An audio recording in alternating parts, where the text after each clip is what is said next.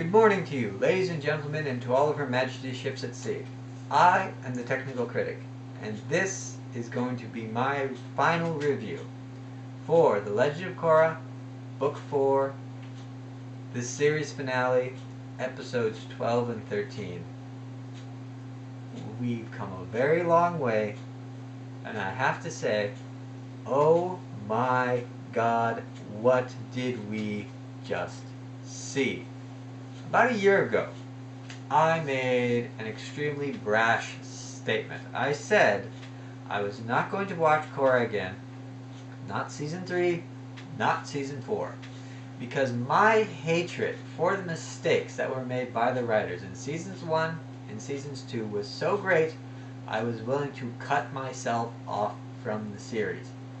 However, time and quality have proven me wrong, and so here I sit, about to review this finale at the end of all things. And you know what? I'm glad. I'm extremely glad that I am that weak-willed. I didn't stick to my values. Because on a personal level, I loved it all. This episode is one of the best series finales I have ever seen. No, you know what? Scratch that. I'm going to go out on a limb here and say it. This is the best series finale I have ever seen. That includes Avatar: The Last Airbender. That includes Breaking Bad. That includes Megabots. That includes the Digimon Series 2 finale. It includes every television show I've ever managed to make it to the end of. This is the best. It blows everything out of the water, because you are not just wrapping everything up, you're giving it a story. And you're putting it in perspective. And you've got your fans invested in what happens. And they bring it together in such a nice way. The ending alone makes this a 10 out of 10 episode. However, I'm not here to give my personal opinion. I've got to critique this episode, and here at the end of all things, it might be the hardest review I ever have to do. Because this episode was an exercise in giving you everything you wanted in a way that you never expected to get it. Watching it was amazing. I live streamed this at midnight as soon as it came out. I just so happened to be up. I was on Twitter, and Catherine and Knife Inc. They're busy spamming Twitter, going, "Waiting for Korra finale, waiting for Korra finale." I'm like, guys, doesn't it premiere till noon? They're like, no, it premieres at midnight in a couple minutes. So I'm like, oh, I gotta go see this. I went to Nickelodeon.com, but guess what? I'm in Canada. I can't watch it, and it doesn't matter what I try. Changing IP addresses, proxy servers, the deep internet, the gray, couldn't get it through any of them. Finally, thank the god of philanderers and writers and drunks and everyone else, I can't remember, the Big Bull went and live streamed this 20 minutes after it started showing, and I managed to see it with them. They're like, have you finished watching it? Have you finished watching it? We gotta talk about this. Which we will. There's going to be a podcast on Monday at around 3 p.m. We haven't finalized the time yet, but it's around 3 p.m. We're going to podcast and we're going to talk about this. But, and I have to say this, Nickelodeon, you goddamn dinosaur. You want to know why you lost money on this series? It's because you went and you locked it. You literally did the worst possible thing you ever could have done. You went and you kept your fans, you actively stopped your fans from watching this series. You did not advertise it at all. You let episodes slip out. And then on top of that, you cut the budget and you lock it behind a region lock.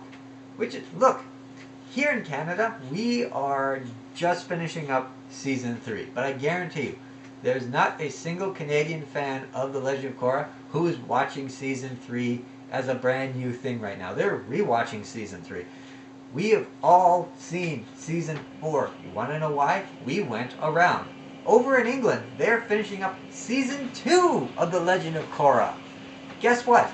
No one in England is watching the Season 2 finale of Legend of Korra for good reason. You want to know why? One, it's horrible, but on top of that, they can watch the Season 4 finale. If you do not give it to us, we will take it from you. We will find a way. We are internetizens. We are resourceful. We have other options. You deliberately threw money away. And you know what? You have only yourselves to blame. That's my rant about Nickelodeon. Now I'm going to start with the rest of the episode. And I'll warn you at the top of this, my Korrasami critique, as badly as I know everyone wants to hear everything I have to say about that, that is going to come at the very end of this review section. So, skip now to forever hold my peace, or sit here and listen to everything I say. But we are about to begin. Now, I'm not sure how the episode is supposed to be watched, but the opening sequence makes me feel like you're supposed to be watching this as a series, as a show after show after show after show after show. You're supposed to be binge watching this series because it picks up right where the previous episode left off. And out of the gate, we've got Bolin being unintentionally humorous as he earthbends a gigantic wall to try to escape from the rubble of the destroyed factory. And I've said this before, and I'll say it again. The way that they designed this series is not episode by episode. It almost feels like they did it as one gigantic storyboard and said, okay, we're going to cut here for one episode, we're going to cut here for another episode, we're going to cut here for another episode, and we're just going to put it out as 13 bits of that. But really and truly, it doesn't at all feel like this is done episode by episode. It feels like one continuous narrative, and that is both a blessing and a curse to it, because in terms of continuity, it really messes with the story a bit. Let me give it to you this way. The fact of the matter is, when Bolin and Team Avatar and the Airbenders and the Beifong family are escaping from the ruins of this factory, no one but the bad guy, Batar the Younger, gets even a minor injury as the episode begins.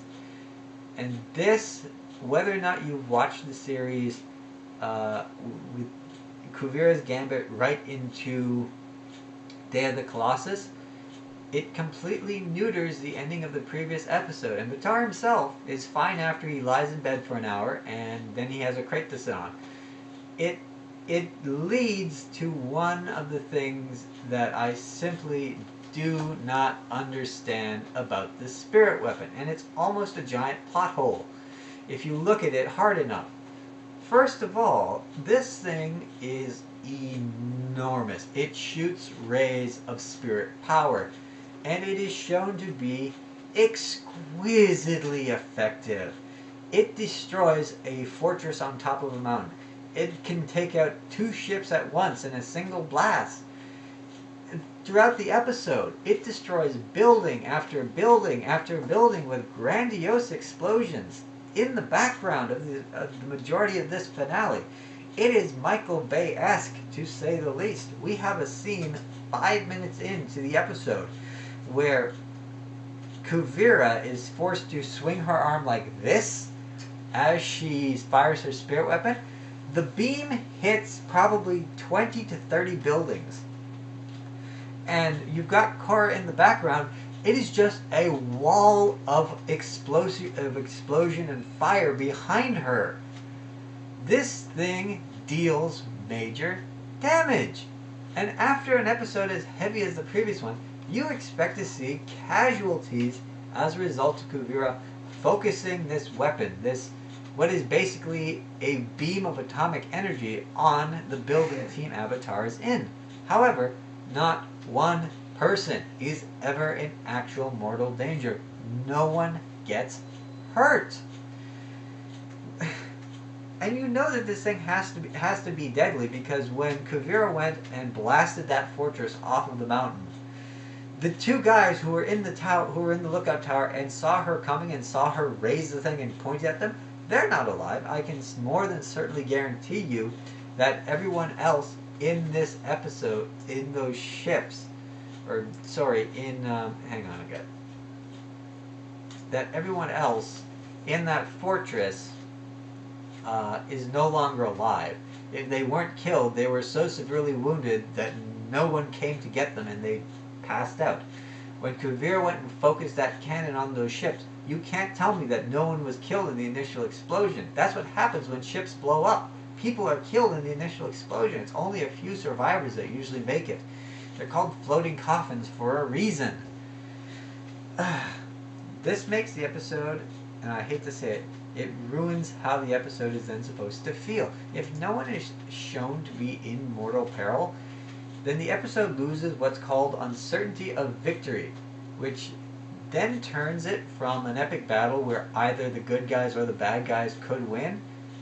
Even if it is for the fate of the world, it turns it into a countdown as you wait for the good guys to triumph. That is something that the Avatar writers are notorious for. They make their series finales completely geared to the good guy winning.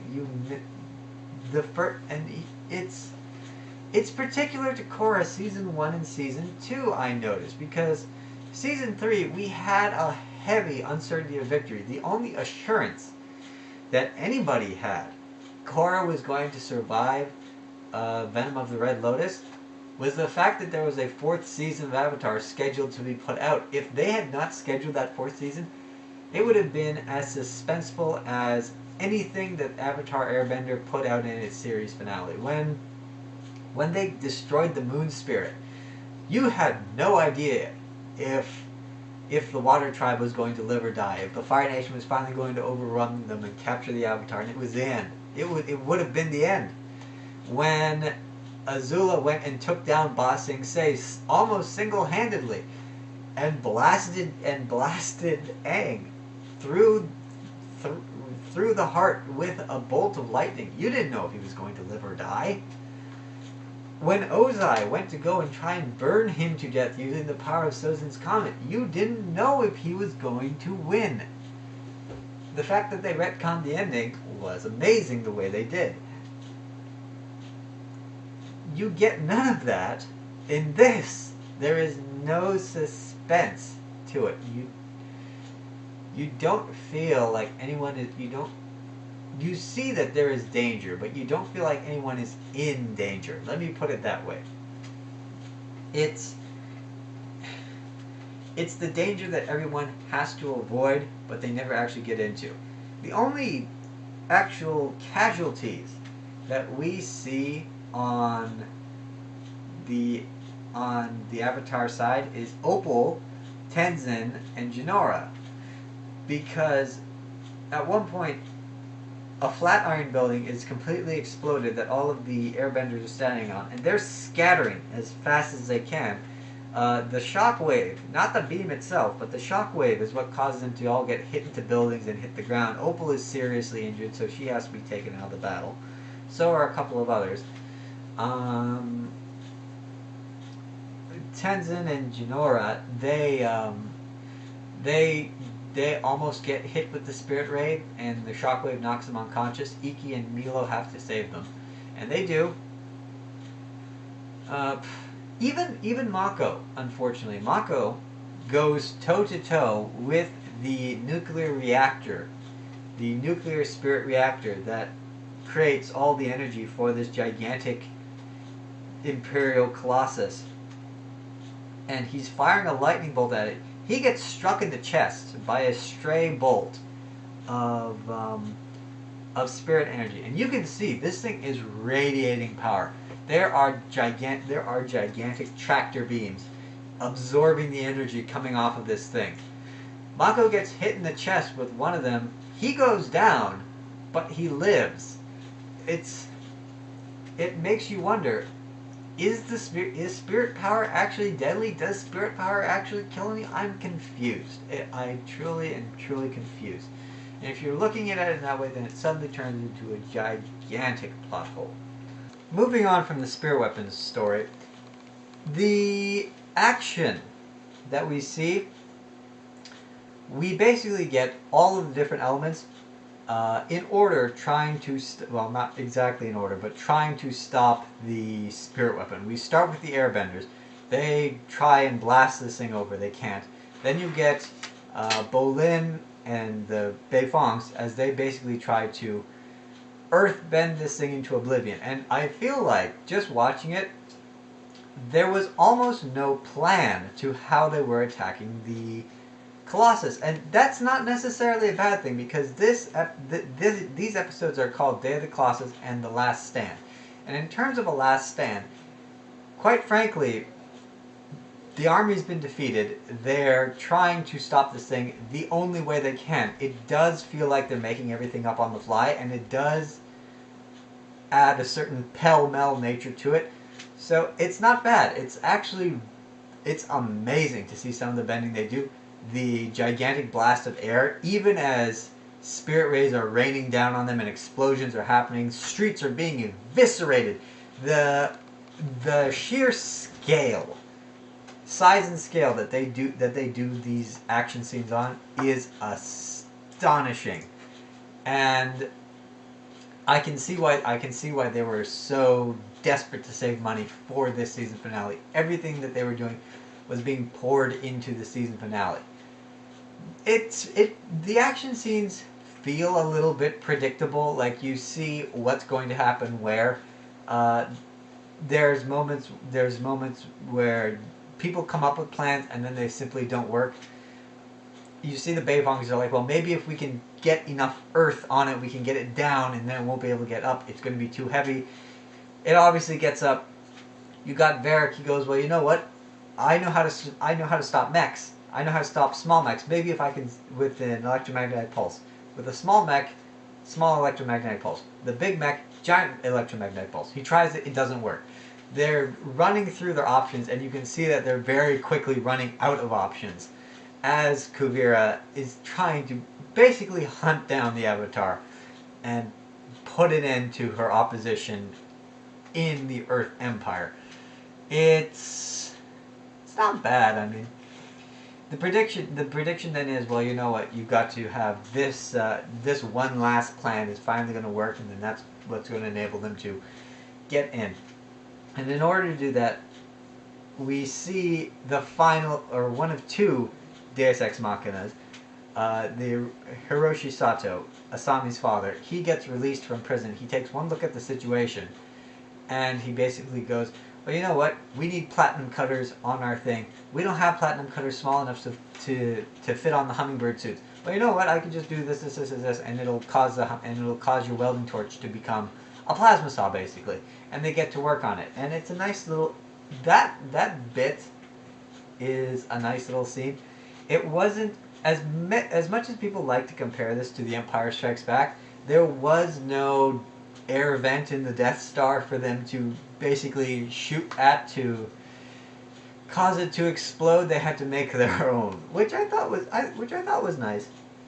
Hiroshi, and he was pegged as the red shirt for this season.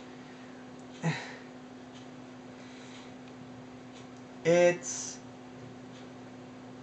just seems so predictable. While it's a very heavy sacrifice that Hiroshi goes through in order to save his one, save his daughter's life, and two, make it possible for them to save the city.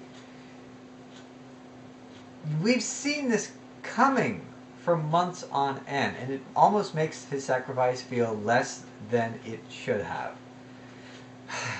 Unfortunately. But that's the action. On top of this, we get a lot of the character development. And these are the twists I was talking about that really make the episode feel like you're seeing something you haven't seen before. You've got Hiroshi. He comes out of prison, and he and Asami reconcile. That's something that we've seen coming for quite a while. But then we get Varric. And Varric, this has been his season. in terms of character development, just the amount of things he's done, the innovation he's come up with. This really has been his season to shine. Instead of just being that wacky side character that we've seen through everything else, who just so happens to be around. We get a little bit of his backstory. He grew up on a farm. He was raised by circus people, which seems obvious, right? Which seems obvious when you think about it, because he is just so over the top and out there. He had to be from some kind of acting folk.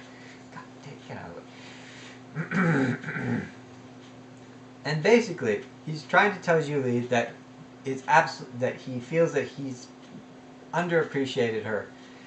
And the closing of their arc is funny in a way that fits the situation. It's nice. It feels like the resolution we should have had, and seeing that come to a conclusion, it was funny. It was heartwarming. It was full of charisma, like Varric's character has always been. So it worked. A lot of the humor in this episode was in the earlier part, or with the Prince Wu, and it could very easily have become juxtaposed, but it didn't. The writers have taken the lessons of season 2 extremely to heart, and they've made sure that whatever humor they're inserting, it does not interrupt a serious scene. It works with it to make the scene palatable. Otherwise, it's just a long action scene and a lot of serious stuff, and that, in terms of entertainment, can become very tedious if you're just watching action scene after action scene after action scene, but nothing is changing so far of pacing or story. So it really did work. So when they get into the mecha, they're trying to take it down. You really do see the scale, not just from the outside, but on the inside as well. Everything is to scale.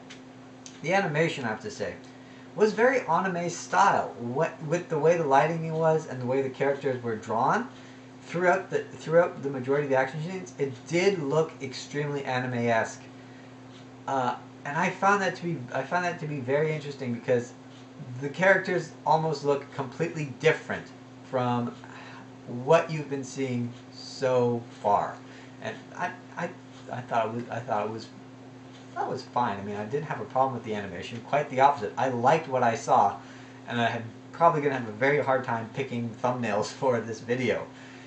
Oh well, that's my life. It's the last time I have to do it, so what are we going to do? Then, of course, there's the one thing that this entire episode has been building up to, and building and building and building. It's the battle between Kuvira versus Korra. There's a little bit of worry at the beginning that Korra can't handle going up against Kuvira, but when you see Korra preparing to fight her, there's a hatch that blocks the head off from the rest of the body, and she starts punching her way through. You're anticipating it. It's, oh my god, it's going to happen. When she bursts through, she just takes out every single guard in there, and then it's time for the two of them to get down to business. Kuvira has taken the meteorites that she was playing with in Zaofu, and that's actually what she's been using to guide the Colossus. I guess because it's liquid, it has the special properties of being liquid and metal, kind of like the combination of water bending and earth bending, so that you get that power and control. It's very interesting to watch as she takes those, because at this point she knows the Colossus is breached. Suyin and Lin have destroyed the arm. Kuvira, in a last-ditch attempt to get rid of them, uses her metal bending to strap them to the side wall and tears the arm off and just throws it off into the spirit wilds. This becomes important later. But the fight scene between the two of them, heavily anticipated, exquisitely well done. The fight choreography was very tight, mostly because it was in a small space. And the way that they switched between Suyin doing their thing, Bolin and Mako doing their thing, and then back to Korra as they fought and tried to battle it out, it was reminiscent of the season finale of Avatar Airbender, or the series finale of Avatar Airbender, but the way that you switched from Zuko to Sokka to Aang, over and over and over. I've never really liked that style, and they've done this throughout all of the series, where whenever they have multiple battles going on at once, they show you one, another, and they keep switching back and forth. I feel that it juxtaposes them between each other, but since we're doing action in roughly the same environment, it's fine. And someone on YouTube is going to super cut them all together so that you get, okay, here's the Battle of Kuvira versus Korra, here's Mako and Bolin versus the nuclear reactor engine, here's Suyin and Lin destroying the middle of the arm. Someone's going to cut that together. So for me, it's not really an issue. And it shouldn't be an issue for anyone else either, because it exists and it's there for us to see. After Mako basically destroys the reactor core, going back to Spirit Mines just ever so briefly, what you expect to see and what you get there don't match up, and it's another very strange thing with the spirit power that I do not understand. Whenever we've seen the spirit vines react, they always react extremely explosively. So with this very large, massive spirit vines, you expect it to react and just wham, gigantic nuclear explosion. The way that it did when the train exploded, the way it did when, what was that other time?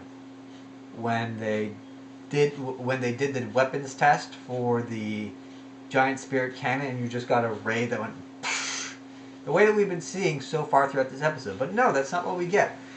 We get a gigantic implosion, and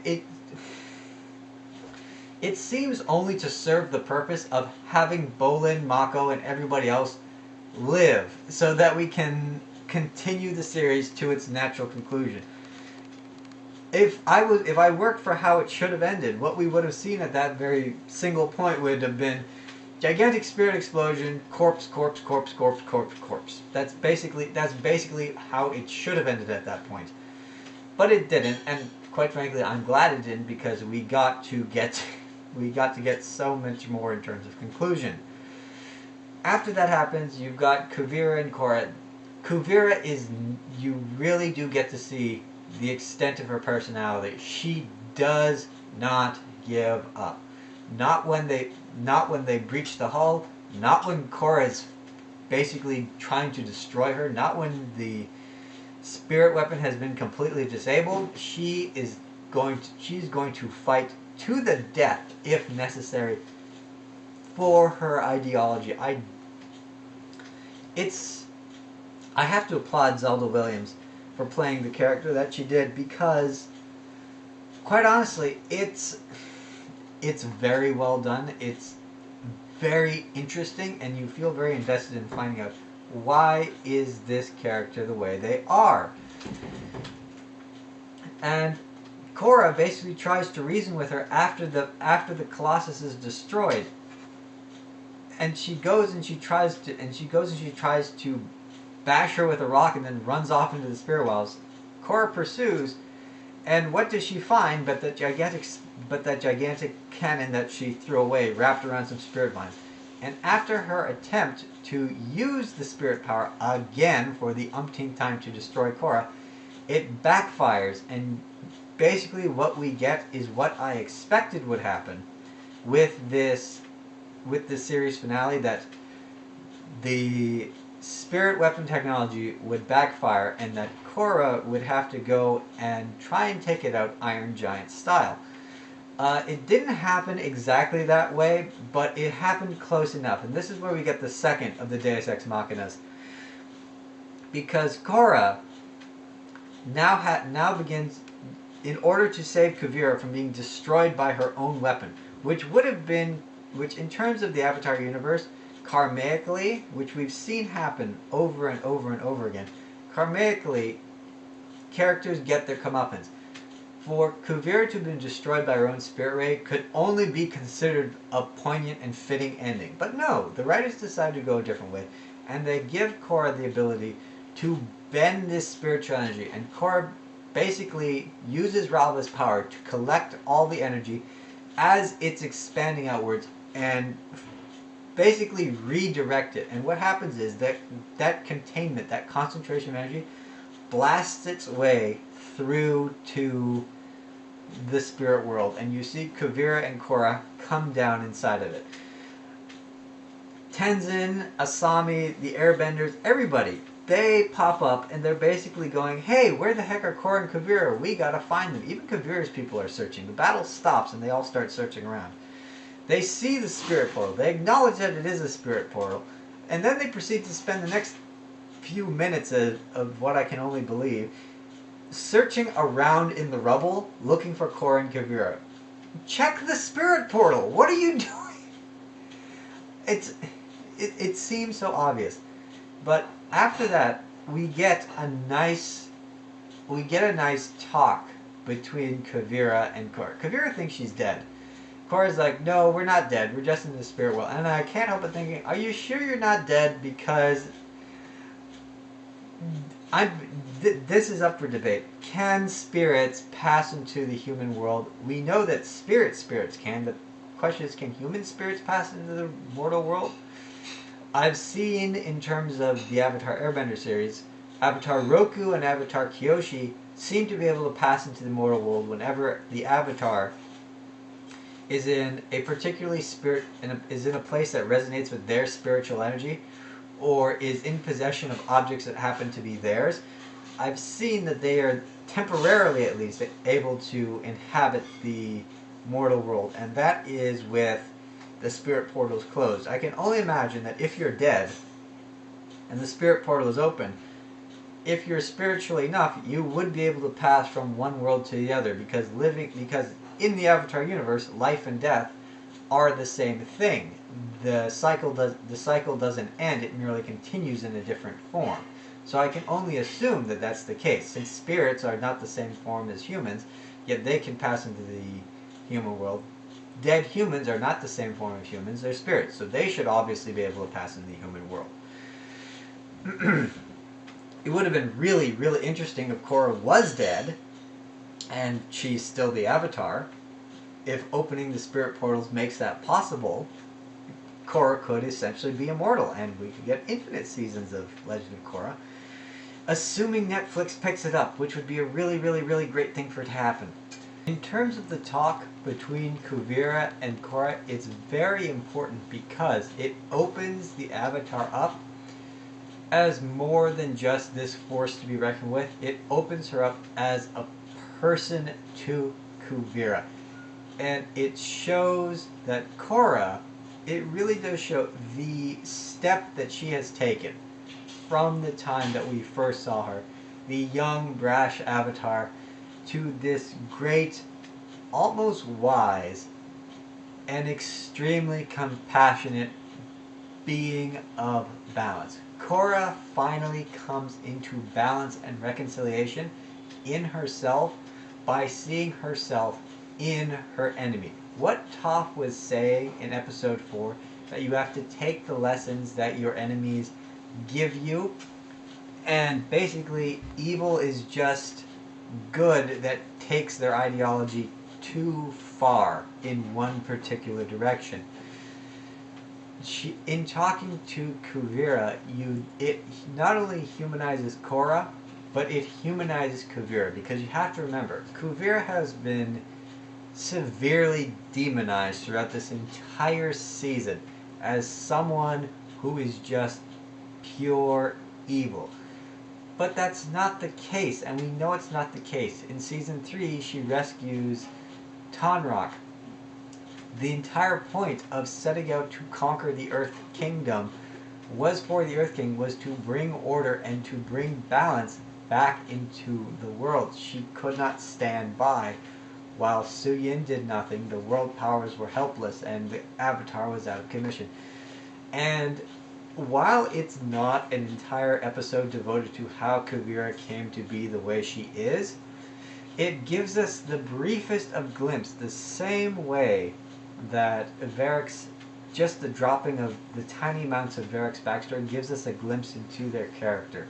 And it brings the character in full circle and allows us to see them as human. You can never just dehumanize your enemy. That's one of the great weaknesses of people. We tend to see our enemies as not us. They don't have the same needs as us. They don't have the same goals as us, despite the fact that every person on this planet is simply the majority of us are simply trying to get by without causing any trouble to anyone else. And it was refreshing to then see, okay, you know what? Typically at that point in the series, you would get the good guy cuffs the bad guy and drags them out, or gives them some kind of vigilante justice, and it's supposed to be righteous because we are good and we know what's best.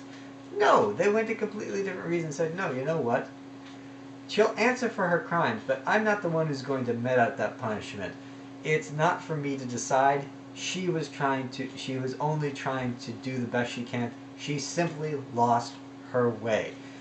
And I thought it was a very good philosophical moment between two enemies reconciling and becoming one. Because when they come back into Republic City, it's not as Korra having Kuvira restrained and throwing her out of the spirit portal, going, here is your fearless leader. She has been defeated. No. Korra has Kuvira's arm on her, and she's holding her because Kuvira is extremely weak from what just happened, and she's carrying her out. She cares. Kuvira then acknowledges that, yes, the Avatar is the proper force for balancing. I submit, I surrender. Take me and punish me as you see fit. And while Kuvira is being let off to answer for the crimes that she has committed against the Beifongs and the city of Zaofu and the city and Republic City, Korra is then able to, or the series I should then say, is able to move into its final act. And guys, get ready. This is the Korrasami.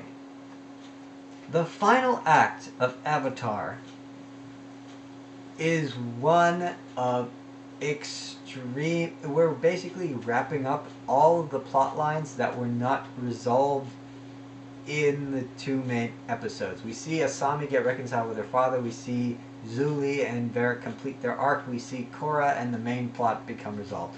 Now we just have a little bit of paperwork to finish up, and we are done. We briefly get to see Rohan, the youngest son of Tenzin. He's covered in something purple.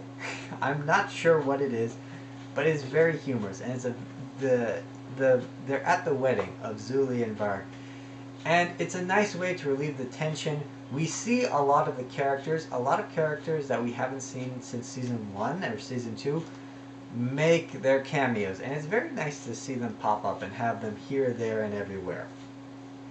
I just thought it was a nice little tribute to everyone who has come and passed in the Avatar series. We do not, however, interestingly enough, we do not have a table which is just Katara, Toph, and Zuko. Oh, and I paused this scene many times, and I looked and I said, okay, well, there's Opal and her family. There's Bolin and Mako at the Avatar's table. There's these people here. There's Tanrak and Korra's mother, etc. Here's all these people. No, none of anyone else. And it's a shame. I would have loved to have seen the three of them just there, almost as an acknowledgement of it. I'm not sure of what, but it would have been nice. It would have been acknowledging something. Just the role they played in helping us to get to where we are. But the rule of thumb seems to be we cannot have Zuko, Katara, or Toph anywhere near the same room, because if you go back to the season 3 finale, you have Zuko at Janora's bending ceremony, but Katara is curiously missing. She's her grandmother. I mean, come on, guys. Not cool. And of course, Toph can't be, for whatever reason. I'm not sure. I guess she's not interested in weddings anymore. After a while, interestingly enough, I think I have a reason for this. My grandfather and I, we were speaking on a cousin of mine who was getting married. I asked if he was going to the wedding. He said, no, when you get old, after a while, as nice as it is to go to weddings and stuff, sometimes you just want to stay home.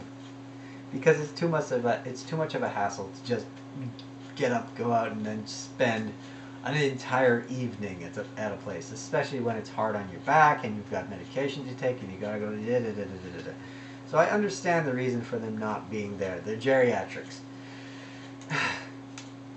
We get Prince Wu and Mako. They resolve their issues. Prince Wu decides he's going to abdicate. Called it from the very beginning. He's going to abdicate and let the states solve their own issues by electing their own leaders, similar to a public city. We get Mako and Korra. The placement of these scenes are exquisitely important because the closer you get to the end of an episode, the more important these scenes become.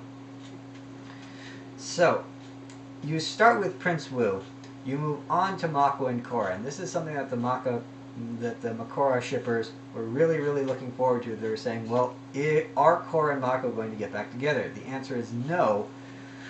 Mako offers his services to Korra and basically says, look, it doesn't matter what I do, I will always be here for you, and I'm always willing to go into battle behind you. I'm always willing to follow you into battle. Not at her side.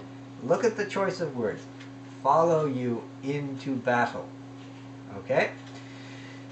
And it's an acknowledgement of the two of them. It's an acknowledgement of their relationship coming to its proper conclusion. It started out, they were adversaries, then they were lovers, and then they were adversaries again, and then they were lovers again, and then they were in a very awkward in-between place, and now they've come back around to being friends. And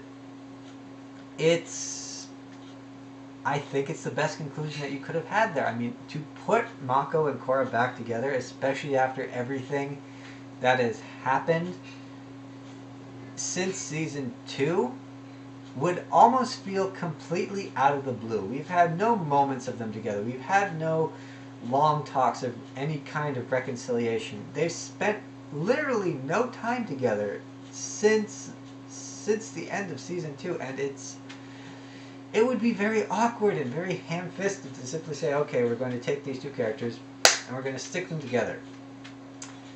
Then we get Korra and Tenzin, and the way that they're speaking is extremely similar to the way that Mako and Korra is speaking. They're basically rehashing everything that they've gone through, and they're saying, here's Korra's growth, here's the reason here's what Korra has realized in this season. And it's basically Tenzin acknowledging that and saying, you know what, you've done very well, I have no more to teach you, but I will be there for you whenever you need me. It's very similar to what Mako is saying, and I think they're doing that deliberately in terms of comparison. The final 6 minutes, however, are devoted to Korra and Asami. Now remember, sliding scale of importance. The closer you are to the end, the more important your story conclusion is. This is where the Korrasami shippers really, really, really get to build up their evidence. Korra and Asami are talking to each other alone. Asami, who we've never really seen open her feelings to anyone, tells Korra that if she had died, she would not have been able to handle the loss of her father and Korra at the same time. This is extremely important because this scene equates the feelings of love and affection that Asami associates with her father and equates them with how she feels about Korra. Now, a lot of you are probably going to disagree with me on that. However, just follow me down the rabbit hole and see where it leads. You then get Korra responding to that, and they're hugging and they're holding each other. It's an exquisitely emotional moment. And then they just have this. Then they just keep having moment after moment after moment.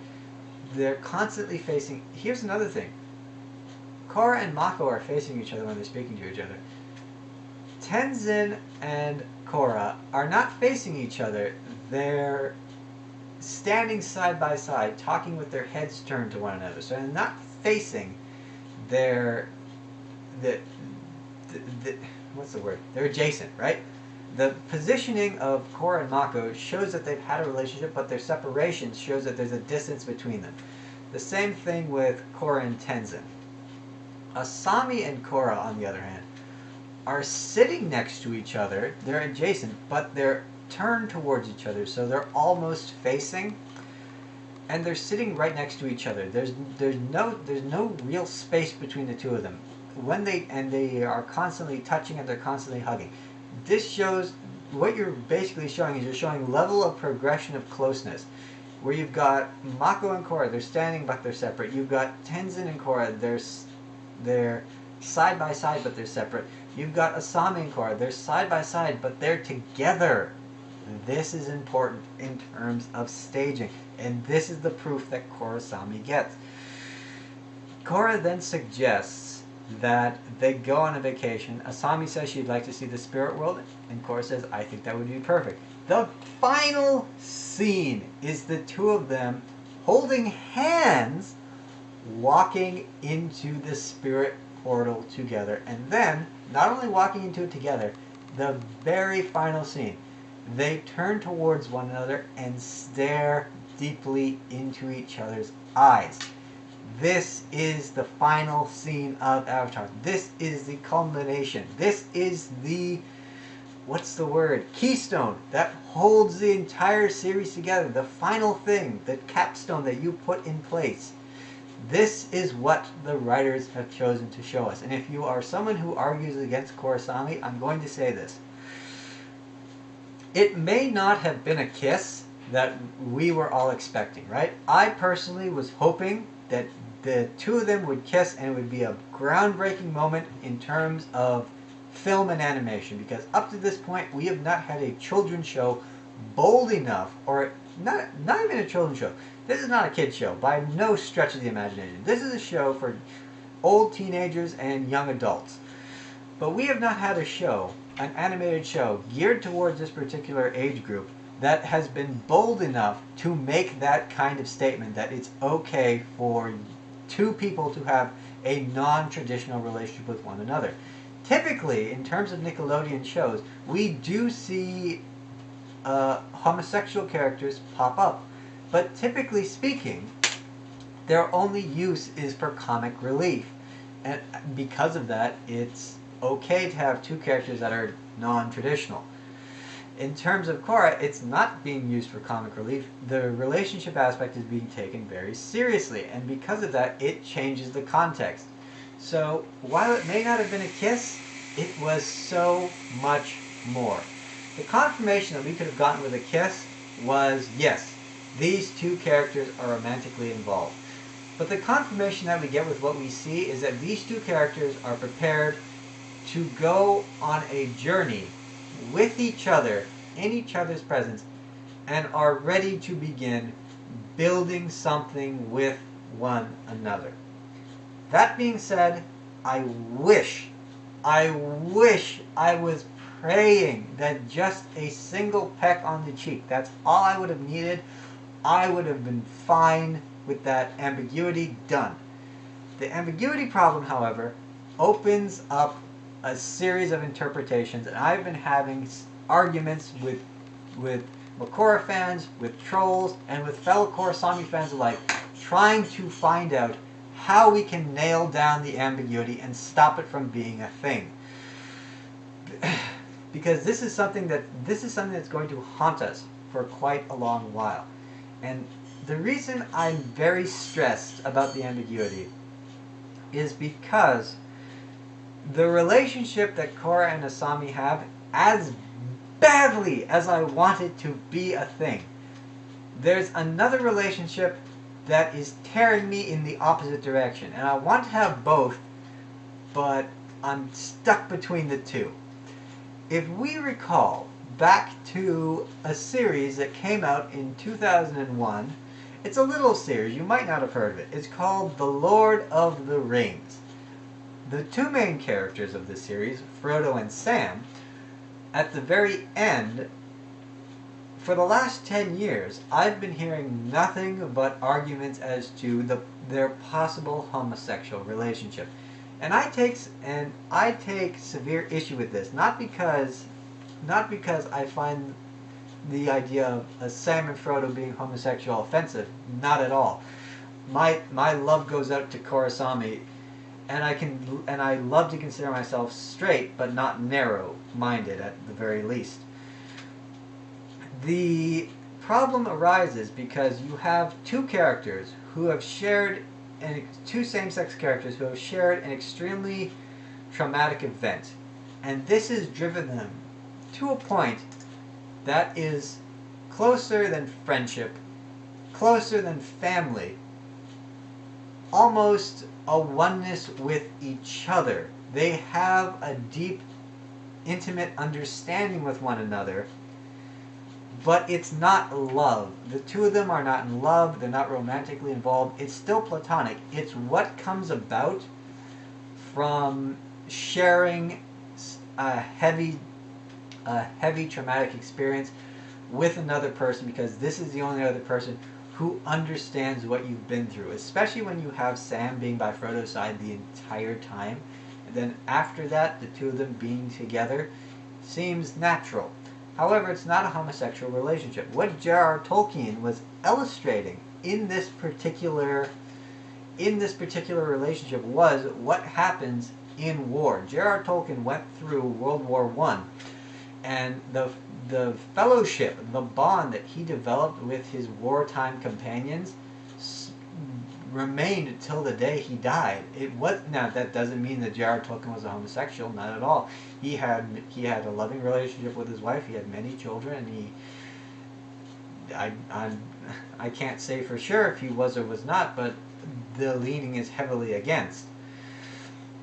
The problem arises again then with Korra and Asami, because here you have two people who have shared the same heavy traumatic event, who are comfortable enough in each other's presence, who have ascended to that level of being able to share their most intimate feelings with one another without embarrassment or fear of judgment.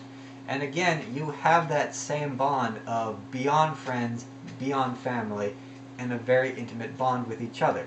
There is, however, one piece of evidence, and I have to thank Knife Ink for giving this to me. She's an intelligent woman, far better at this reviewing thing than I will ever be. And she gave it to me like this. At the end of The Lord of the Rings, you see Frodo and Sam part ways. While Frodo may give his story to Sam and entrusts him with finishing it and passing it on to all who need to hear it, he doesn't let Sam come with him. In his journey, in the journey to what is essentially heaven in the Lord of the Rings universe, he separates himself from Sam and says, while you and I have shared so much and I will miss you deeply, this is a journey I have to make alone. In the Avatar universe, however, we know that the spirit world is their equivalent of heaven. It has an oblivion, it has a hell, it has a purgatory, it has a place of reward. We've seen this not just in Korra, but in the Avatar Airbender series. Hell is represented by the evil spirit Ko. Ko is not a corrupted spirit, he's not a dark spirit corrupted by bad energy, not at all. He simply is a dark force, and we know that there are these darker forces lurking within the spirit world, and that all the time those souls that are not worthy get trapped in those places. We then have the purgatory, which is the spirit mist. This is the place where spirits who are unworthy but have committed a very serious offense go to spend their eternity. And if they can find their redemption, they are allowed to leave. Tenzin's subplot in season 2 shows us this. And then there's the heavenly side. You have Uncle Iroh and his tea house. He sits there. He plays Paixão with the spirits, and he has attained nirvana. He has attained heavenly bliss and enlightenment because of this. What we see in terms of Korrasami is not a degree of separation, but a degree of togetherness. They're entering the spirit portal. They are passing through the gates into what is essentially the Avatar universe's afterlife. They are moving together as one. They enter the spirit portal as one. They look at each other as one in a very deeply and intimate way. And this is what I would argue is the defining moment of the Korrasami relationship, that they are clearly together with each other as one. And for anyone who is still doubting this, let me put it to you this way. If Asami was a man, he would be a kick-ass gorgeous man. I have no doubt about that, and I'm sure that you guys are drawing fan art for it as we speak. But if Asami was a man, and she did, or he did I should say, the exact same actions, the exact same motions that we see occur in this season, would you have any problem declaring them a couple? I float that question to you, and I await your response in the comments. The ending of the show, down to the last minute, down to the very last moment, keeps it open for interpretation and allows that ambiguity to seep in. And while I personally do not like it, I think I understand the reason why it's there. The writers were, if not told by Nickelodeon, then at least knew that they could not get away with showing a non-traditional relationship in a serious way on their network. And I think it speaks volumes about the time and place we live in. I can understand in other countries they have morality codes where you can't see two women in a non-traditional relationship. Why you would want money from those people, I cannot possibly imagine, but oh well.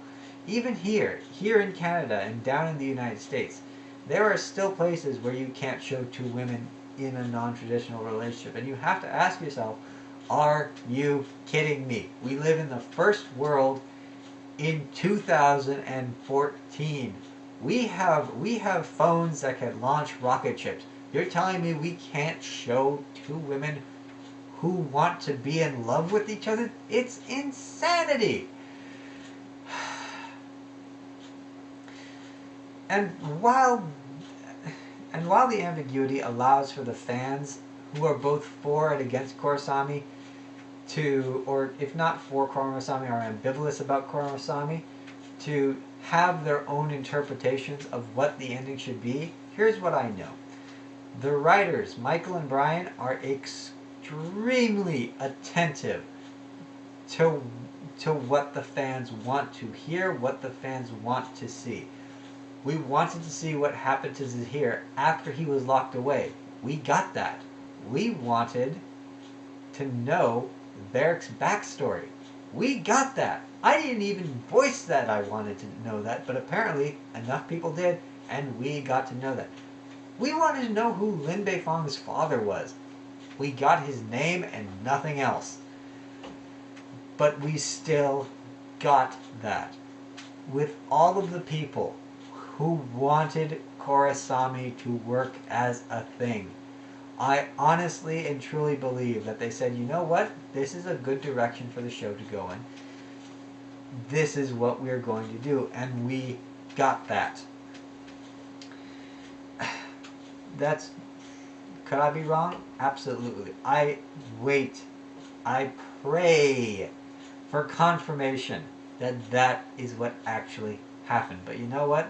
I'm pretty sure I'm never going to get it. They can post as many articles as they want on their Facebook pages, but until I see a little caption or an interview where someone says, where one of them finally breaks and says, look, yes, we put Korra and Asami together in a romantic relationship because this is what we wanted to do, then and only then will I be able to say with absolute certainty, Korrasami happened.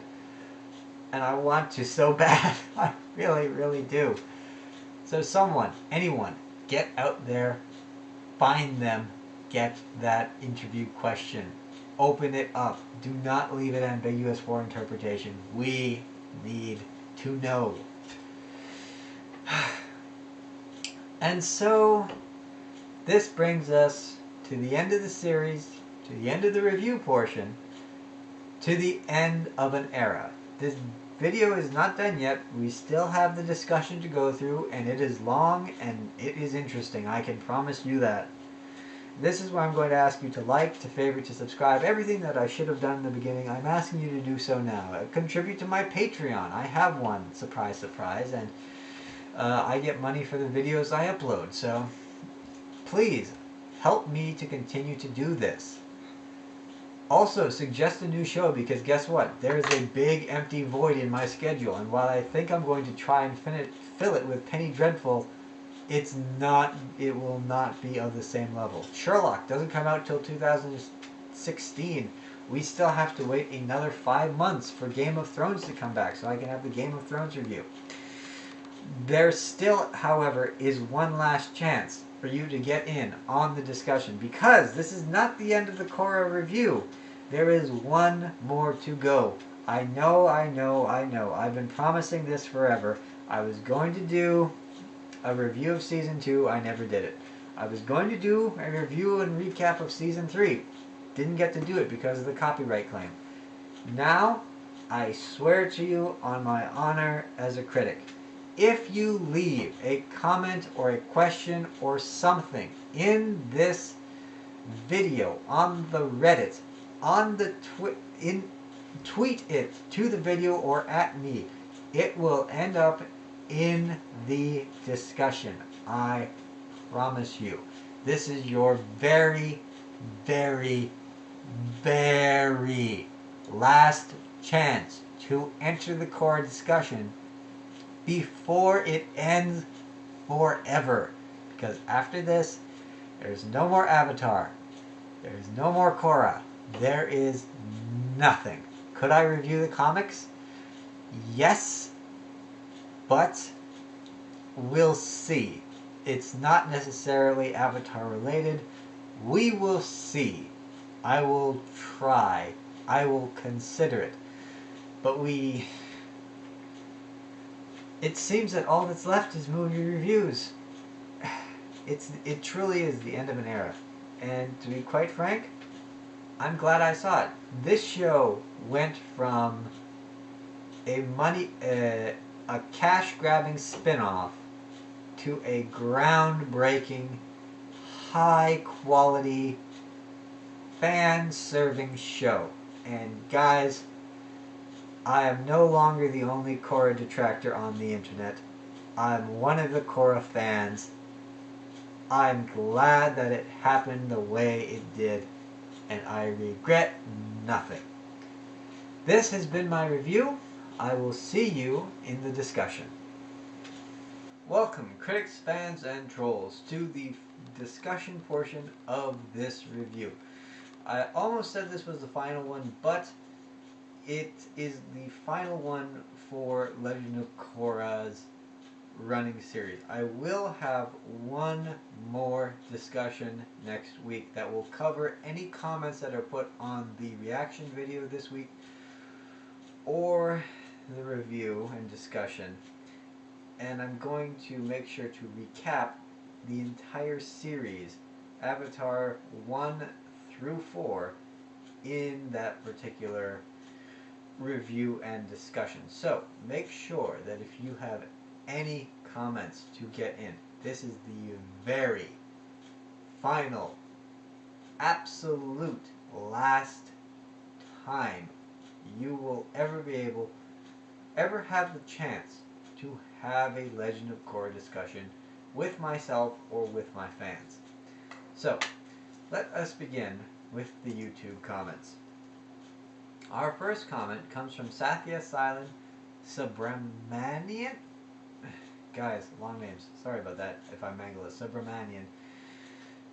Her comment is on my raw reaction to oh gosh, what is it? My raw reaction to Kuvira's Gambit. My apologies. And it just says fuck ... My sentiments exactly. It was quite the episode, and honestly, that word encompasses it all. Just fuck. Seeing that Colossus show up and destroy everything, the ending of that episode, just, it expresses it perfectly. Alright, the next comment comes from Juan Rodriguez. Good to have you here, Juan, as always. He says, this episode had everything. Action, drama, comedy, and giant robots. However, I fear that Bryke is going to give us the same horrible garbage ending as Season 1.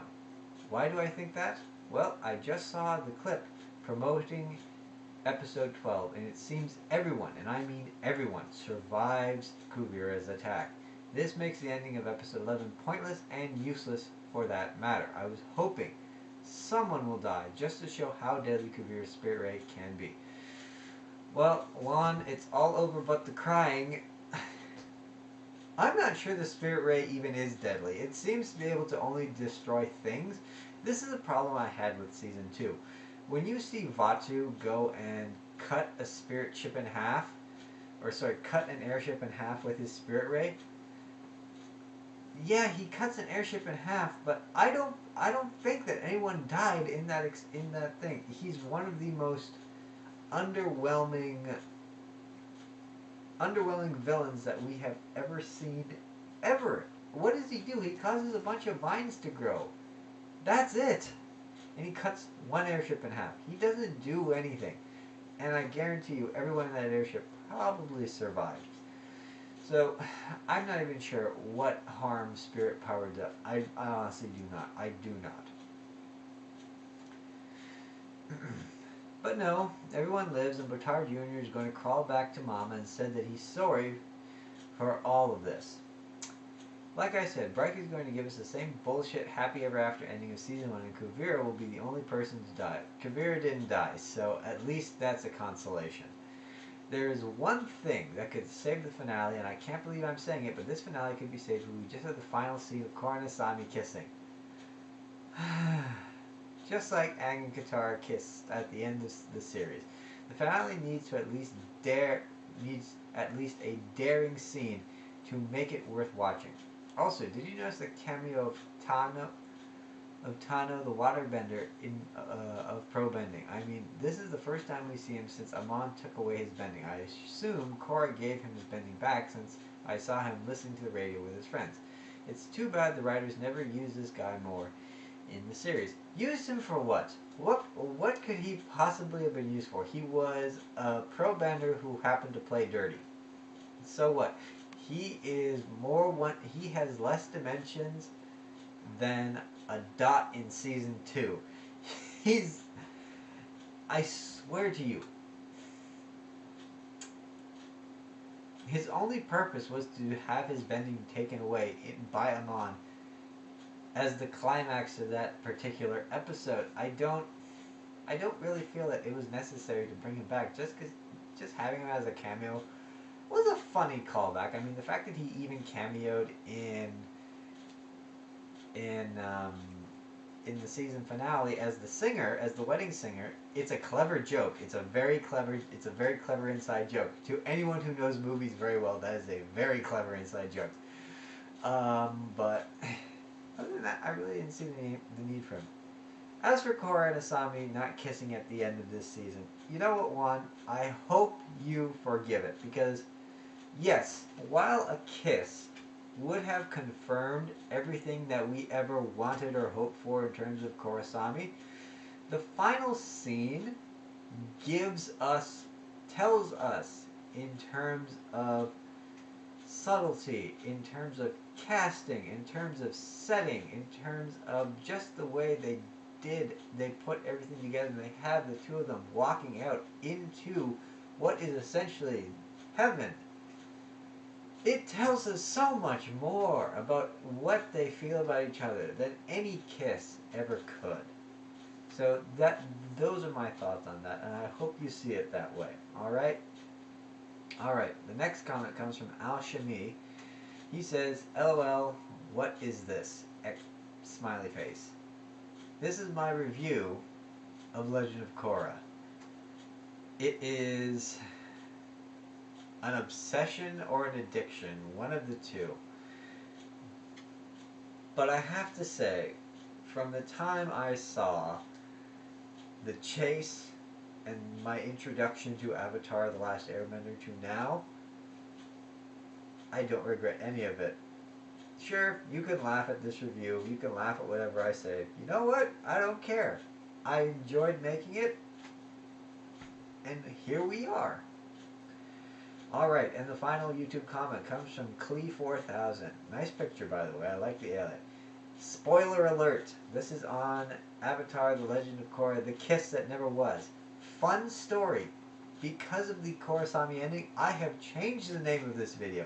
It has gone from The Kiss That Never Was to The Kiss That Will Be. Because I know, and you know, and everyone who watched this series know, that at some point, the two of them are going to have a fantastic make-out session. And hopefully it's set to some music. By the way, if you watch it and you think that there's a song that this video is a GIF that's been extended to 1 hour with various songs put in. I intended on doing a 10-hour version, but I never got around to it. Who knows? Maybe I'll do it next week. But if you think that there's a song that should be played with this GIF, I'm more than happy to do it. I've already got one suggestion for it. I'm going to make that as a video and then splice it in at the end. And we'll go from there. Who knows? Maybe I will make that 10-hour version if I get enough comments as to what song should be played. However, continuing his comment, he said, "Finished watching the final episode of Korra. Korrasami happened." Yes, it did. The only problem is the ambiguity, and I've said it so many times I'm not going to say it again. This, however, leads me into something that is exquisitely unfortunate. You see, in my eagerness to look for everything that happened, I came across this. It's a tweet, or I'm not even sure what it is. It's a screenshot, and it says, "Break, 7 hours ago. No picture. This is what makes it suspicious." It says, "Hi guys, thanks for the support over the years. We love you here at RCD." Exclamation point. What RCD is, I don't know. Maybe it's the name of the studio for Nickelodeon they're working at. I don't know. "We are officially announcing here that Korra and Asami are romantically involved. Also, Korra comics are in the works. Thanks again. We couldn't ask for better fans. Break." Yeah, we call ourselves that too. It says that in brackets. This was posted by a heavy Korrasami fan and was retweeted over 1,200 times, favorited over 1,500 times. And this is just the original. Imagine the retweets of the retweets, or the people who stole this picture and put it on their own page and then had that retweeted out to all the fans who saw this. This was, as far as I can trace, this is not a Tumblr post, this is not a Facebook post, this is not a Twitter post. It seems to exist only as this particular screenshot. And at the time, I was so high on the revelation of the Korrasami that when I found this, I literally was over the moon. I tweeted this to Knife Inc. I tweeted this to Kieran, and as soon as I did, they were like, "Is this real? You have to get some kind of confirmation for this." At the time, I couldn't. I was on my phone. But as soon as I got home, I searched for hours trying to find the source of this tweet. The only thing I could find was the person who apparently originally tweeted it. R.I.P. to my gay ass, which is at Agent Trovix. Now, I'm not accusing her of faking this tweet or faking this picture and putting it out there. As far as I know, she was tricked too, and this was made and she saw it and she immediately hit print screen and said, "I gotta share this with the world." It is amazing. But you want to know something? This is everything that is wrong with some people here on the internet. This is everything that is wrong with trolling. It's clickbait. Even if this isn't trolling and you're just trying to get an advertisement for something, this is the wrong way to do it. It is clickbaiting. It is working on people's hopes and what people expect and what people want to hear. It is wrong, and you should not do it under any circumstance. I hope it's real. I really and truly do. If you can find what the source of this is, I'll be more than happy to accept it. I think you know why. But those are my feelings. Alright, moving on. This finishes the comments that we have. I do, however, have a very, very special commentary which comes to me from Knife Ink Reviews. Knife Ink is a wonderful reviewer who I've met over Twitter. She is extremely talented in the art of critique, and I am happy to call her my friend. Off the top, I'd like to say thank you, Knife Ink, for the shout out to me in your final review of Legend of Korra. And I have to say, the internet is a place where quality and good things should be rewarded. It's very rare that they are, but you have quality. You do good things. And you don't just make good quality talks, good quality reviews.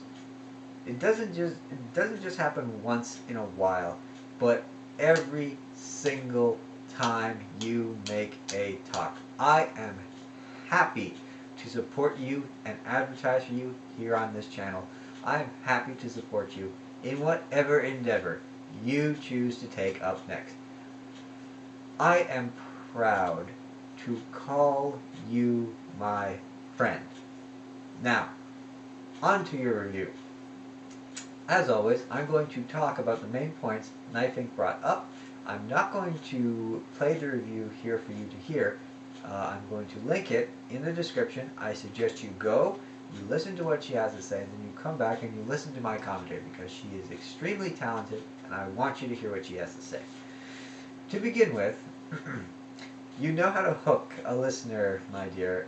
I mean, the way that you began your final review, I can tell this is going to be an epic talk just by your introduction. Your first question is one that I eagerly look forward to speaking with you about when we do the podcast tomorrow. Now, off the top, talking about Kuvira's Gambit, it was an important episode. I mean, I know that you think it's kind of just an introduction to everything you see, but the problem is that despite how important it is, it gets overshadowed by the fact that this is right before the series finale. If this was a part of the series finale, along with Operation Bayfong, like as a 2-hour event instead of a 1-hour event, I think it would have found its way more into the spotlight as the Vanguard or the Colossus and Last Stand episodes, because it really and truly is important, and it gives us a lot of stuff to work with. Now, as to Percy Weasley, his name is not Percy Weasley, it is Batar Jr., or Batar the Younger, as I prefer to refer to him. I do not like Batar Jr., it is a horrible, horrible name. Any name that, because think about it, what does that name, what does that name mean? Whenever someone calls you Junior, what do they usually think about? Theodore Jr., TJ, Christopher Jr., CJ, Batar Jr., BJ. His name is BJ. Lady Internet, just take that and run with it. However, I do give in. You are absolutely right about the character. He is Percy Weasley to a T. He is the prodigal son. He is the derivative of an archetype going back to the Bible itself. And it's unfortunate. And while you might claim, no one wants to hear what you think of Kuvira's Gambit, I want to hear what you think of Kuvira's Gambit. I actually do want to know your thoughts, and I'm going to ask you that again tomorrow. You said again that one of your favorite episodes is Korra alone, and what I want to know is how you think Korra alone stacks up in terms of the season finale.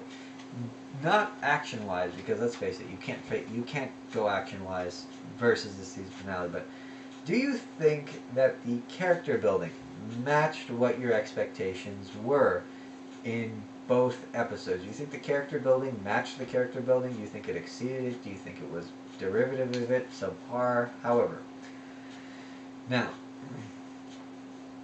as to the name, The Last Stand, you said you didn't know why this was called. I think the name The Last Stand is a double entendre. They're referring to the fact that after this is it. This is all we are getting. There is going to be no more in terms of Avatar Korra. There's going to be no more in terms of the Avatar series. It is the last stand, not only of our characters against their final enemy, but it is the last stand of the writers in Nickelodeon's Avatar universe. After the final scene is cut, after the credits roll, they are walking through that spirit portal, out the door, into the cars, driving away, and never looking back. And I'm sad to say this is the case.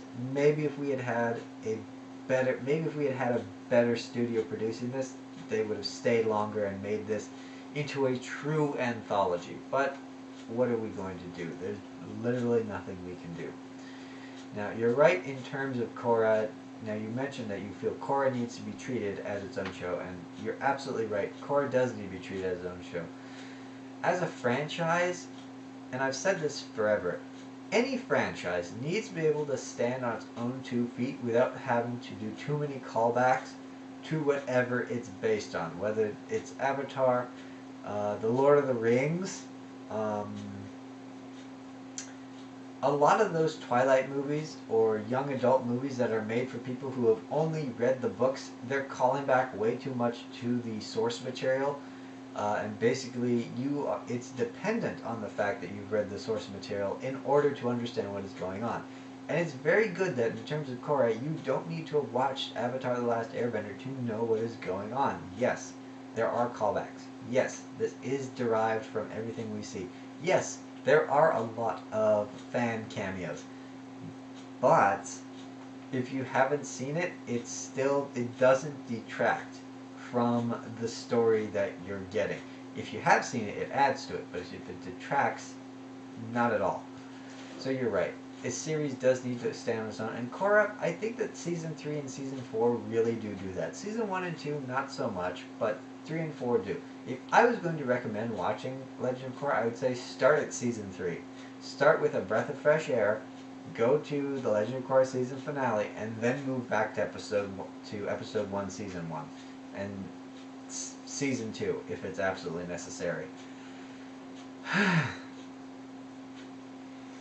Now, in terms of what a series finale should do, you talked about this, but in terms of what a series finale does, it has to give closure to all the characters, and I think that's just what the main point of The Last Stand was. Day of the Colossus was basically killing time so that we could get a resolution between our characters, protagonists, antagonists, everyone, and it really does do this very well. It gives them a struggle to overcome, and once they overcome that struggle, they're able to reconcile with one another. It gives them the leverage, the ground to stand on that they need in order to complete what they feel they need to. You also talked about Asami's dad, Hiroshi Sato, biting it in the season finale, and why it's okay to see him die. Now, in terms of that, Hiroshi Sato being a red shirt, I think that everyone and their mother have talked about this, so I'm not going to go into it too much, but suffice it to say, seeing the resolution between him and Asami, in episode 1 and in this episode was extremely heavy foreshadowing to this moment. I don't think there's anyone who didn't know, and if they didn't know, they at least suspected that he was not going to make it to the end of this episode. I mean, even if you haven't seen season 1, just the dynamics of how it's structured, he looks like he's going to die. He is elderly, he's a prisoner who did something horribly, horribly wrong. He just reconciled with the daughter that he hurt so badly. Killing him is a great way of just yanking him off screen, and it does add some consequence to the episode. It bloods the episode, really, is what I'm trying to say. To the extent that it needed to be, not necessarily, but it does blood the episode. Now, you mentioned that you had rankings for the battles and which one were your favorite. Your rankings are interesting, but I'm not certain I agree with you on the order of them. I found the rematch between Korra and Kuvira to be probably the most entertaining, especially when the two of them were fighting it out with the spirit vines and the last stand of the spirit weapon. I found that to be probably the most interesting battle.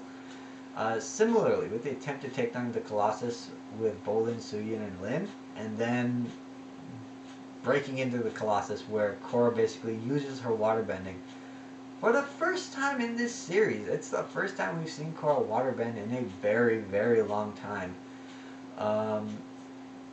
To go and take that, and to go and help them cut into the Colossus's armor. Yeah, that's what I think. The Mako thing with him attacking the spirit, the ball of spirit energy.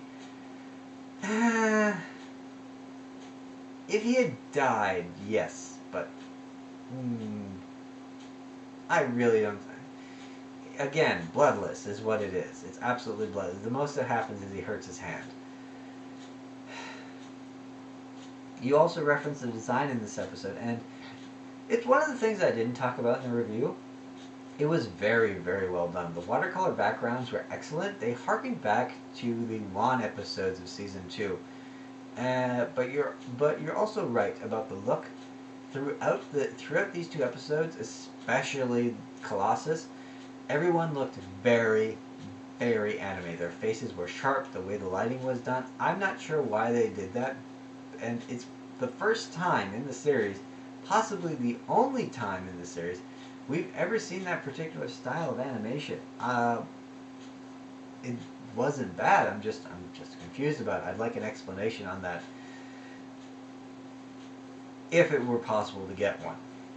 Alright, as to your problem with Kuvira, I think I might have a solution for you. Kuvira is one of the greatest metal benders that has ever lived. I mean, you have to remember, she is the second in command to Su Yin before she even leaves Zhao Fu. Remember, we get her backstory. She was taken in as an orphan by Su Yin and groomed to be this great vendor. So she had all of that motherly love and affection. Basically the exact same training that her own children would have had, except she was also basically given super, super, super heavy military training on top of that. So when she's put in with all the other recruits, captains, etc., she then rises through the rank to become the captain of the guard of Zhao Fu, which is basically she is the second in command. She is the Lin Bei Fong of Zhao Fu. And you don't get there by being a mediocre metal bender. She has to be one of the greatest metal benders of all time in the city, if not better than Su Yin. We see her battle it out with Su Yin. She can beat Su Yin in a fair fight. And you also have to remember, she spent the majority of the last 3 years training as a metal bender, honing her skills battling hordes of bandits who somehow happen to have airplanes to use against the Imperial forces. So she's not just going up against some kind of disorganized rival. She's going up against a very careful, calculating enemy. So for her to do that, she would have to be one of the most amazing earthbenders to ever live. I think that in Operation Beifong, at the very end, the fact that Toph came forward but did not want to fight Kuvira is very, very telling. Toph is, assumingly, one of the greatest metal benders, the greatest earthbender of all time. And we see it when she goes in and she makes a localized earthquake to defeat all of Kuvira's minions. But the fact that she does not want to fight Kuvira, that she is using the power of her reputation alone to hold Kuvira at bay, and you can tell Kuvira is intimidated because she's looking at Toph and you can see across her face there is not fear but worry. The thought going through her mind is, am I going to have to fight Toph Beifong, the Toph Beifong? I think it's very telling of the sheer amount of skill that Kuvira possesses when Toph, the unbeatable Toph, is unwilling to go up against her. Despite the fact that we see Toph easily defeat an entire army of earthbenders in order to save her family, and none of them get up. It's very telling, I think. Moving on. As to Korra's use of the Avatar state, yes, in this episode was used sparingly, but I think the lack of its use was done in order to try and show that Korra is not the brash young woman that she was when we were first introduced to her. That's a lot of what this episode is trying to say. It's trying to tell us how much she's grown up, despite the fact that we've seen how much she's grown up. She's basically saying, look, I'll fight Kuvira in close quarters, and I'll use everything in my bag of tricks, but you know what? I'll only use the Avatar state if I absolutely have to. She'll only use the Avatar state if she absolutely has to, and you know what? I think it's fine. She uses it in the very beginning to try and take down the Colossus, but she's not about to go and use its full power on Kuvira to defeat her for... Basically, what would have happened in any other show, this would have turned into a slugging match between Korra and Kuvira until Korra essentially beats Kuvira into unconsciousness and then drags her out of the spirit world in order to have her arrested and put in chains and tortured and whatever. But no, you know what? She's like, no. Let's try and find some common ground before let's try and reason this out. And you know what? I honestly thought it worked because it really did rehumanize Kuvira's character. This villain who we've been demonizing and demonizing and demonizing for episodes. Well, it humanized her again, and I was glad that we saw that. I did, however, wish that they'd done something about the past lives of Korra that they lost in Season 2. If they were able to have a Season 5, I wish that she and Asami traveled around and were basically reconnecting with the spirits of the previous avatars while, I don't know, while they were staying at Uncle Ira's tea shop. I feel like that would be a thing. Now, you mentioned your dislike of Season 2.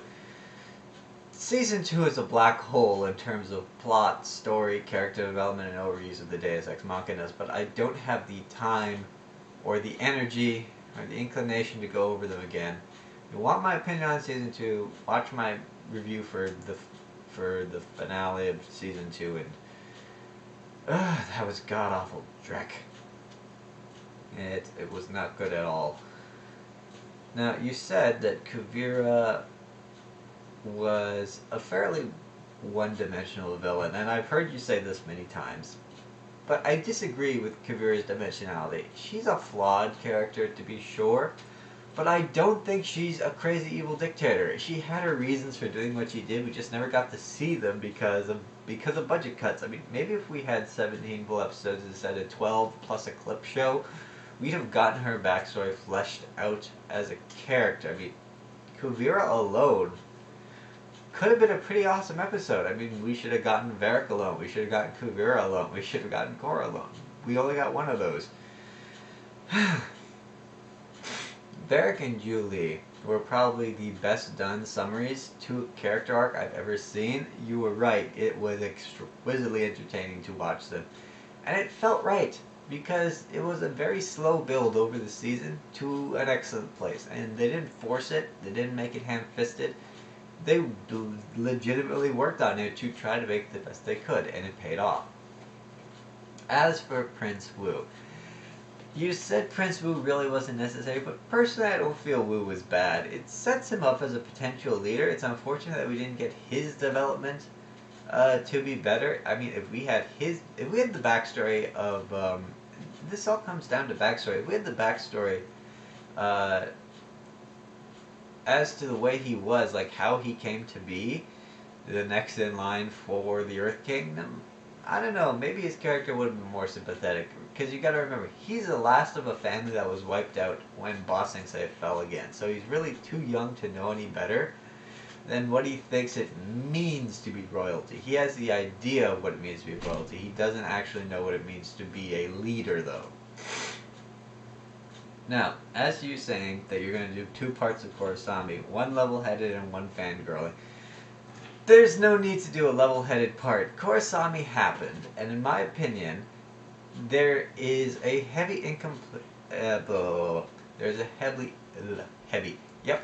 a heavy implication, set-wise and story-wise, that sets it up for the two of them to be more than friends together, right? More than together. My problem stems from the fact that there's a possibility that there are only 2 friends united by trauma, and I've gone over that already, so I'm not going to dive into that.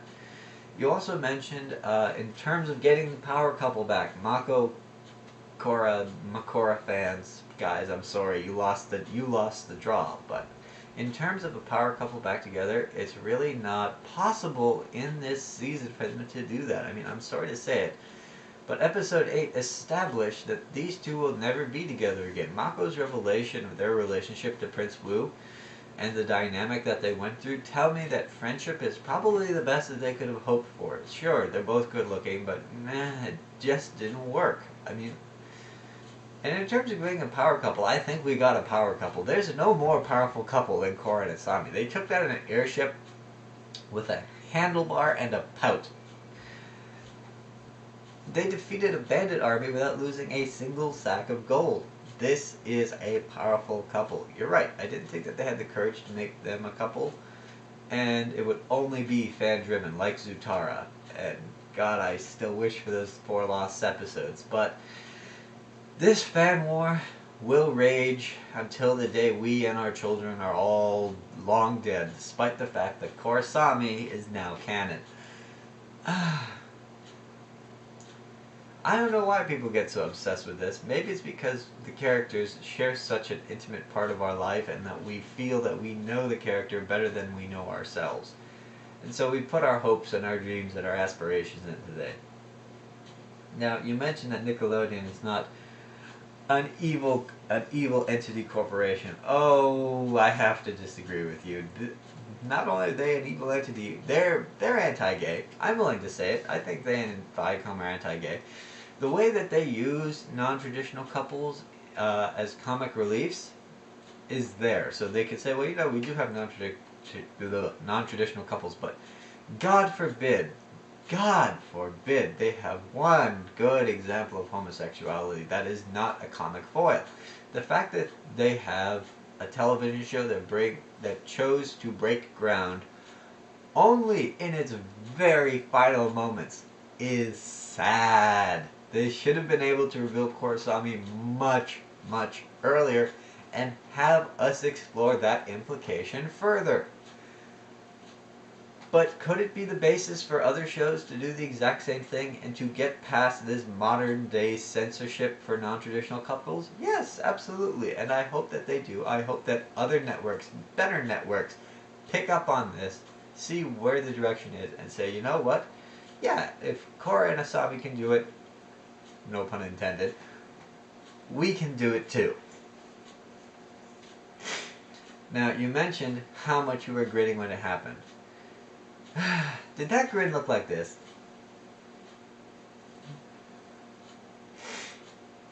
I wanted you to say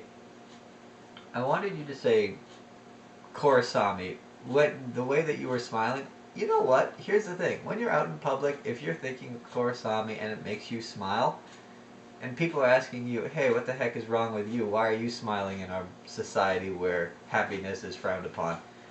Just say Korrasami. It's a good way to get more people to watch the show. I mean, honestly, what's the harm of saying Korrasami? What, you're going to run, your boss just so happens to be a homophobe? Good, I don't want to work for you anyways. And again, I want to say, thank you for everything you have done for me. I mean, I couldn't make this discussion without you, and I'm more than happy to have you on the show. Your shout out, both in the conversation we had and here at the very end, anytime you like. If you want to Skype me and we discuss something on camera and I record it, sure. I have to say though, just wait till next week when it's time to do our reviews, and we both have nothing to watch on Friday. I mean, I'm so sorry to see this series go, but oh, there's still fan fiction.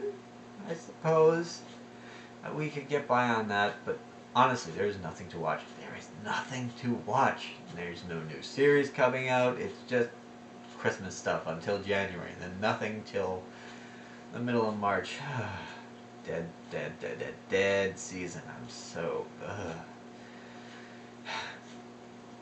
And finally, you mentioned how you're sad to see the fact that this is probably one of the last shows we'll ever see that is 2D animated. And I'm sorry to say it, but the death of 2D animation is going to be one of the saddest events in media to come. I mean, I refuse to watch the next Avatar series, if there is a next Avatar series, if they decide to do it claymation or 3D animation style. It just wouldn't be the same. There's a style and there's a method of storytelling that goes along with it that you can only get in 2D animation, where you can have the background gags, you can have all this stuff that goes on. 3D is fine. 3D is fine for little kids, but you know what? After a while, you have to see it in 2D. It just looks cleaner, it looks crisper, the colors are better, there's no excuse for it. 2D beats 3D most of the time when it comes to cartoons, and I'm sorry to say it, the younger generation is never going to know that. So, that's Knife Inc.'s review, and it brings us to the end. I have Catherine's review here,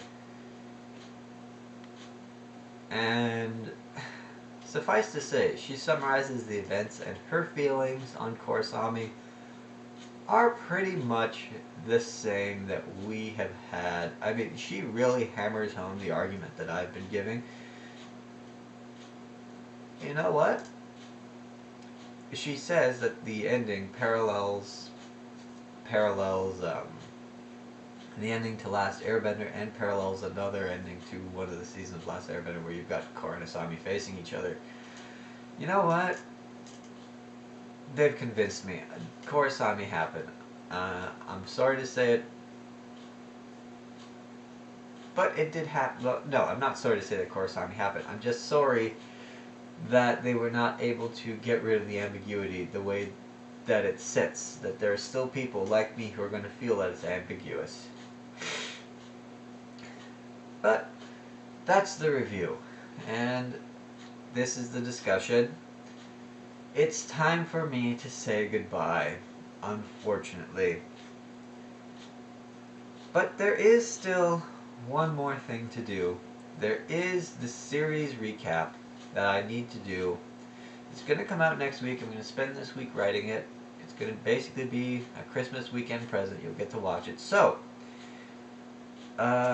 like, favorite, subscribe, put a comment on this video. I don't care where you put it. Put it in Reddit. We didn't get any Reddit comments. Put it on Twitter. We got very few Twitter comments. Put it on YouTube if you have a Google Plus account. If you have a Gmail account, stick it there on YouTube. I do what you have to do. But get in, because this is the very last Korra discussion we will ever have. Next week, one last Korra discussion. It is time to submit those comments. For the very last time on Legend of Korra, I'm the Technical Critic, and I will see you next week in the review.